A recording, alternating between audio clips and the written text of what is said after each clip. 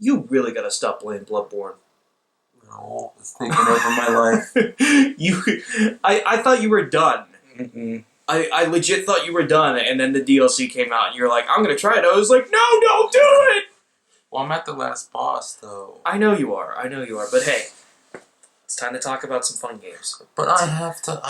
Let's get your mind into happiness. Okay. Okay? What makes you happy?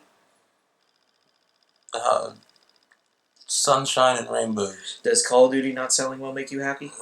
Yes, it does. Okay, there we go. Let's start with that. Okay. So what's the game today? I'm going today, and I got 2 to talk about. So let's go with my first one. It's Guitar Hero Live. I forgot about that. And this might be one of the biggest surprises I had this year. Yeah, don't you really like it? I do. Because I remember they announced Rock Band 4, and I was like, oh, great, Rock Band 4. And then they announced Guitar Hero Live, and I was like, copycats. And then, no details came out about the game. And then at E3, they were just like, how's Guitar Hero Live going to be different? Here's the new controller. Instead of 5 buttons across, it's 3 up, 3 down. And I was like, huh. They're doing something different, yeah. That's not a bad idea. If you're going to bring it back, you should differentiate yourself from Rock Band in some way. And after playing both, there's actually a lot of differences that I see now. And oddly enough, I was going hard on Guitar Hero Live when it got announced, and now I kind of had to change my tune. No pun intended. Change your tune on the guitar. But I mean, in terms of the core gameplay, it's kind of the same Guitar Hero. The story mode is barely anything. Isn't it like a world tour? What it is that there's 2 venues that you play at. You play at one in England. It's essentially 2 festivals that you play at. You play at one in America, and you play at one in England. Mm. Now, I think there's 12 different bands you play as in the game throughout both sets. Mm. Some of the bands you play at both England and America.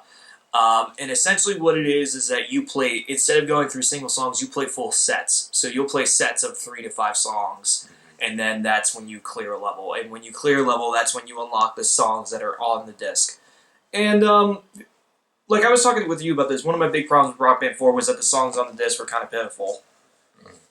Whereas the songs on Guitar Hero's Live disc, they're pretty good. Yeah, that's what you were saying before. Yeah, they're good. You got Bring Me the Horizon of Mice and Men, You Me at 6, Fall Out Boy. More like Sell Out Boy. Good one. Yeah. Because you're absolutely right. Yeah. Katy Perry, actually, a Katy Perry song I really liked was on it. You like Katy Perry? Yeah. Don't you give me that look.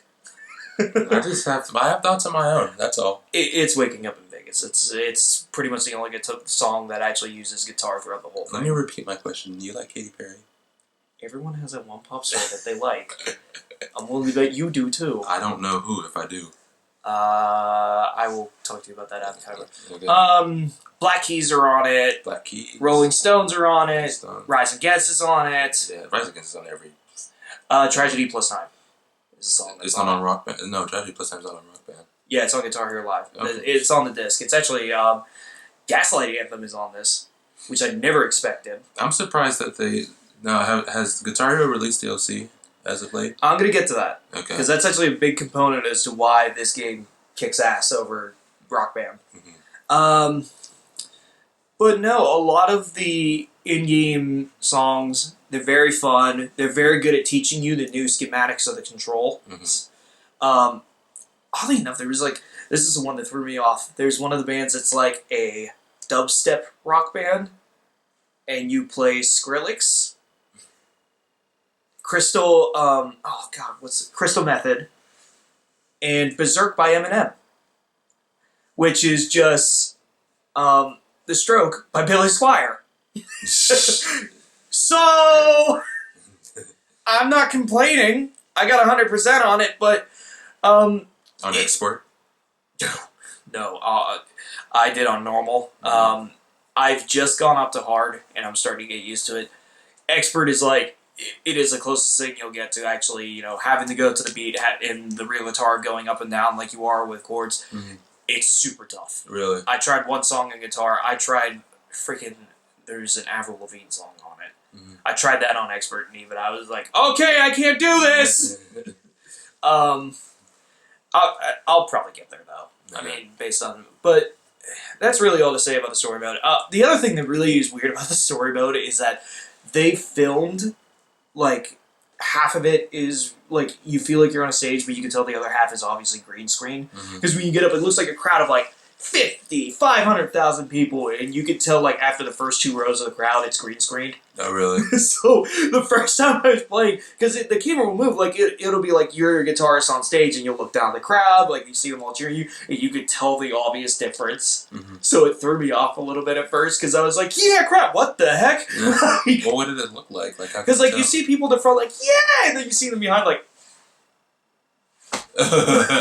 So it was kind of off-throwing at first, but there is a mic. You can do you can sing whenever you play in single player. I think you can also do bass guitar if you have. Yeah, you can do bass guitar if you have 2 controllers. Controllers are really cheap too. They always go on sale for like $20, which is surprising. Trying to think what else in terms of the like on disc content. I think that covers everything. Is there an online mode to it? Yes. Okay. Now it's time to talk about that. So the online mode is called Guitar Hero TV, and what it is that it's essentially channels, and on these channels play music videos, and with the music videos you can play along to every song that they have. When you do the music videos and you do the channels, you earn points, which let you get plays. And when you get plays, you can then go on to the DLC catalog and play any song you want. So essentially, there's pseudo-paid DLC, but the whole DLC catalog, essentially, if you're good enough at the game, is free. Oh, wow. And when you have songs from Alter Bridge, Chevelle, Bring Me the Horizon, A Day to Remember, Disturbed,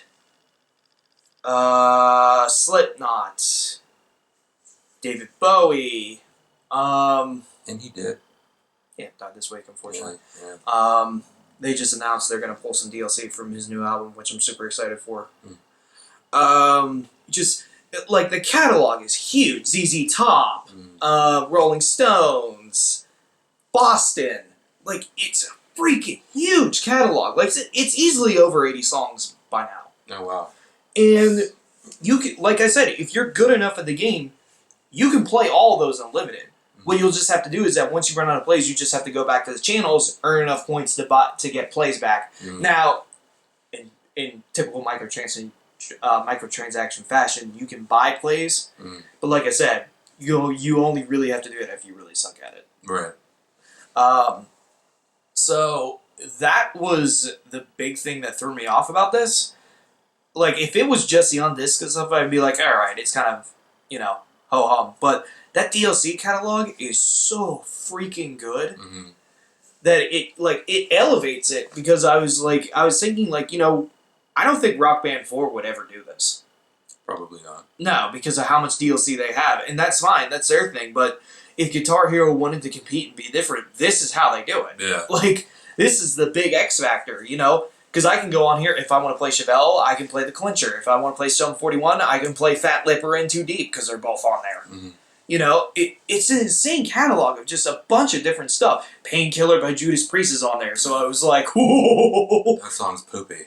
I mean, poopy while playing it. Yeah. It's a good song. And imagine, because the way the new guitar works is that when the notes are going down the thing, the top buttons are black, the bottom buttons are white, and if you see both, you have to hit both. So it's like chords. Now imagine that song when you have to do that. How does it come up as a display when you have to hit both? Because I think that'd be kind of confusing. It's black and white, so it's half and half. Oh, it's half and half. Yeah. Okay.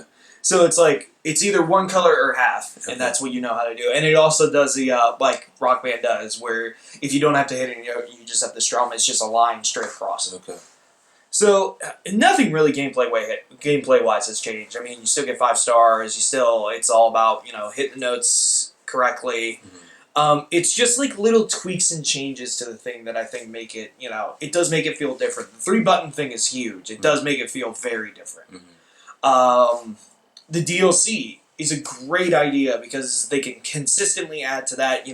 It's kind of a win-win because if they want microtransactions to be a thing, I argue that this is one of the only times I've ever seen it where this actually kind of works because it's the idea of you're not punishing the player, you're not forcing them to pay, you're giving them a way to not have to pay. But if they suck enough but they like the game, it's kind of the way of, okay, well, if you pay, maybe then you'll get better. Okay. So, I don't know, I really, I've had so much fun with this. I have been on that Guitar Hero TV so much. I actually just got the trophy the other day for being on for over 24 hours. Oh, wow. I've been having a blast with it. So I actually give this a A-. The only reason it doesn't get an A is because I wish there was a little more on the disc. I think if there's a story mode, if they went back to how they used to do the Guitar Hero stuff, with the crazy, rock on story mode that those had. Where you did run into, hey, there's Travis Barker, there's Slash, and they're all going to come together for one super awesome finale. If they went back to that and then had a DLC package like they do with this game, I would probably say that it would be hailed as the return of Guitar Hero and probably considered the best in the series. Oh, wow. If they did it and they got the song list right, I still say in terms of on disc set list, I still say 3 is my favorite because that's the one that just every song on that disc is great. But in terms of bringing this franchise back, I hope they keep up with this. I do, because I think it's a great game, and I hope they don't completely abandon what started Guitar Hero and they kind of go back to that while taking ideas from this. All right, that's it. Cool. So, you can come over and you can sing Painkiller. You don't want to? I don't want to sing it. So, that is it for the post-game zone for Guitar Hero Live. You can find the rest of our episodes on the Tanooki and on our YouTube channel at Tanooki. So, till next time, guys. Peace. Bloodborne is BS. I know it is. It's BS. I know it is.